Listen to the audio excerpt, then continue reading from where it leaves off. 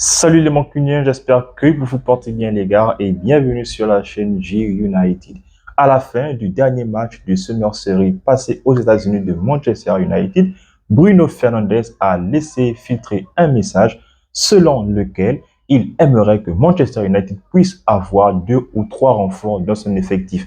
Et c'est quelque chose que son entraîneur est pour le moins d'accord vu que les dirigeants ont bien écouté le message parce que oui, Manchester United, les gars, est en passe de faire signer le joueur slovène du RB Leipzig, Benjamin Sesko. Et oui, les gars, Manchester United a déjà lancé une première offre et c'est l'objet de cette vidéo-là. Donc, dans cette vidéo, les gars, nous allons, dans un premier temps, voir pourquoi Benjamin Sesko aurait accepté seulement de pouvoir signer à Manchester United.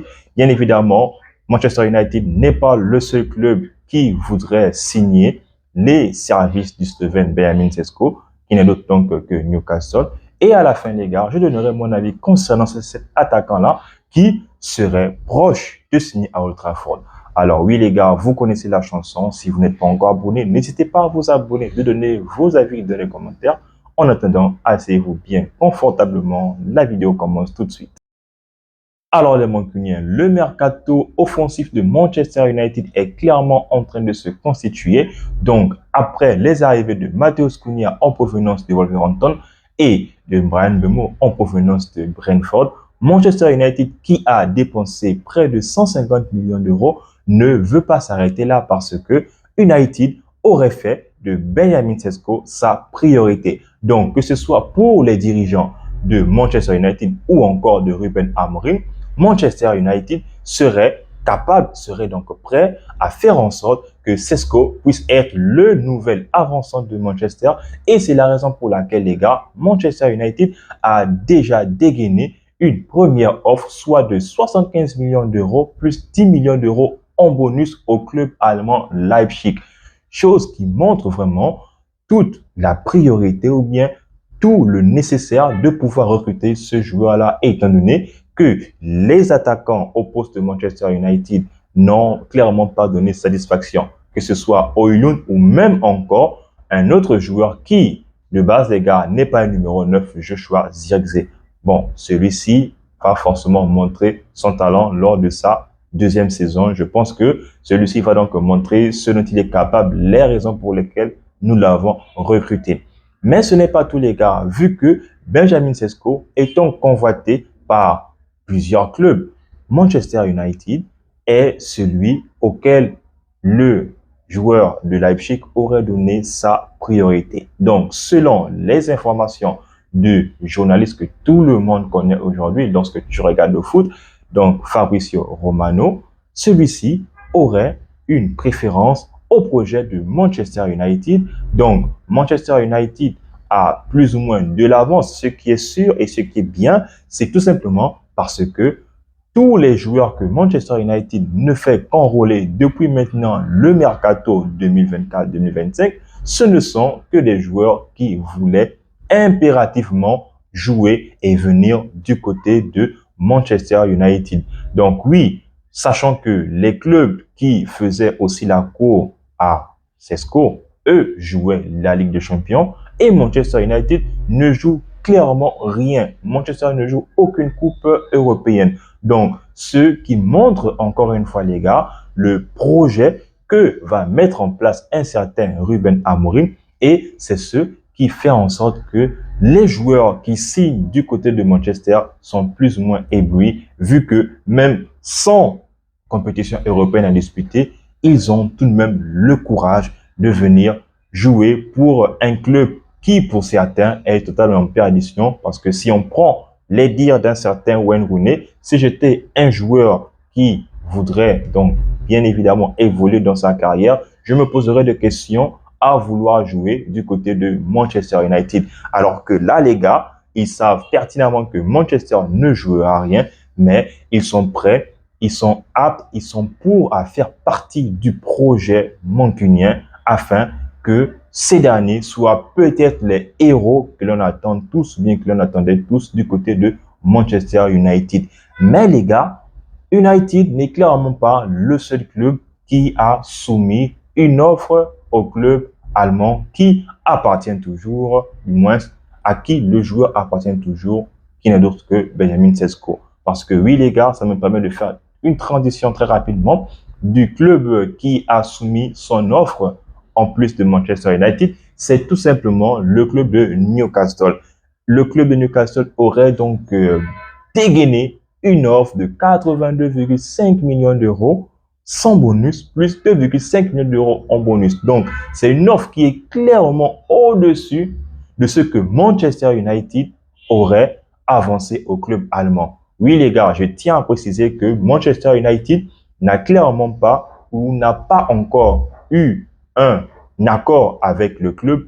Manchester a seulement un accord avec le joueur et ce serait pour un accord qui va aller jusqu'en 2030. Donc oui, United à l'avance, mais le club n'a pas encore dit son dernier mot. Le club étudie forcément les offres. Maintenant, reste à savoir quel sera le club où ce dernier va donc signer, ou du moins quel sera le club que l'homologue allemand va donc accepter.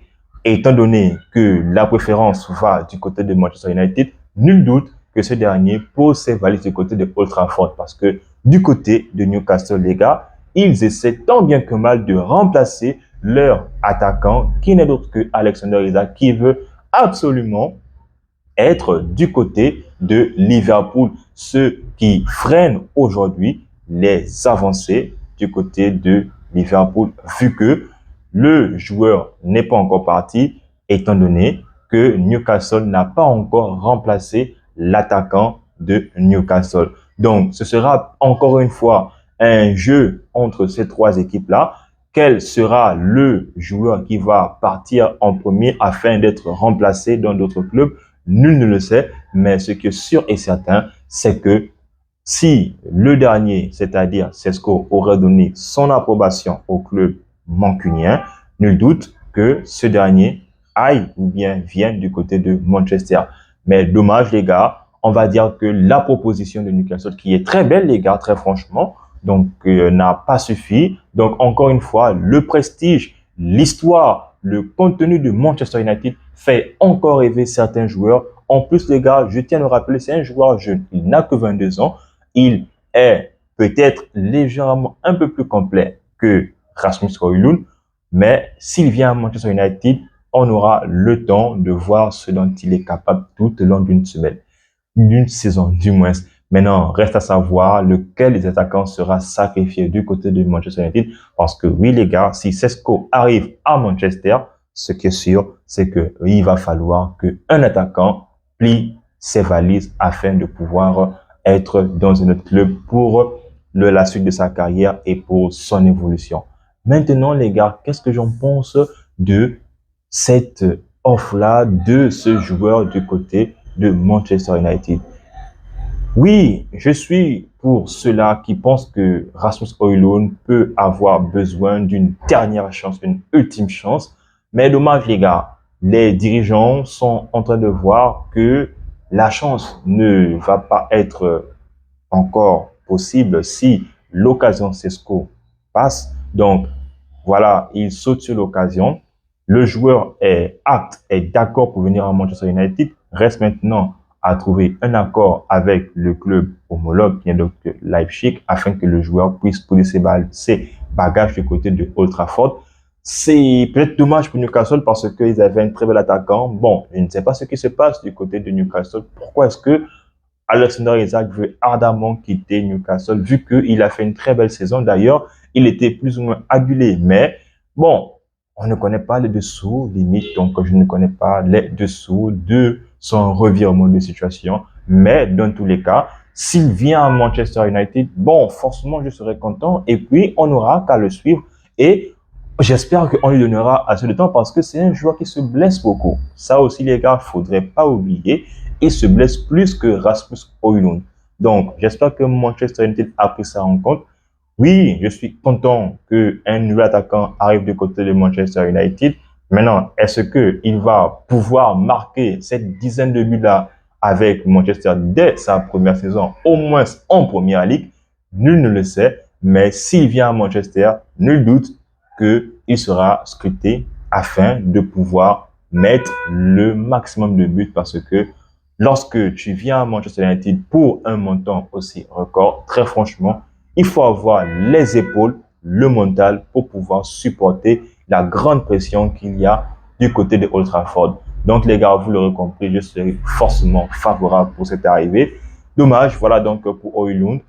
Dommage aussi donc pour Zirkzee si Amorim aurait décidé de le laisser en neuf, mais je ne pense pas. Je suis donc au moins sûr qu'il finira par rejouer à son poste de prédilection. Donc, vous les gars, dites-moi, voilà, donc si vous êtes aussi hypé, voilà, donc de l'arrivée de Benjamin Sesko, qui serait prêt à venir du côté de Manchester United. Si, voilà, donc vous pensez que Højlund ne pouvait pas réussir à Manchester, bien évidemment, je me ferai une joie de vous répondre. Sinon, merci d'être arrivé jusqu'ici. En attendant, les gars, on s'abonne, on reste en santé, mais aussi et surtout, doucement cligné.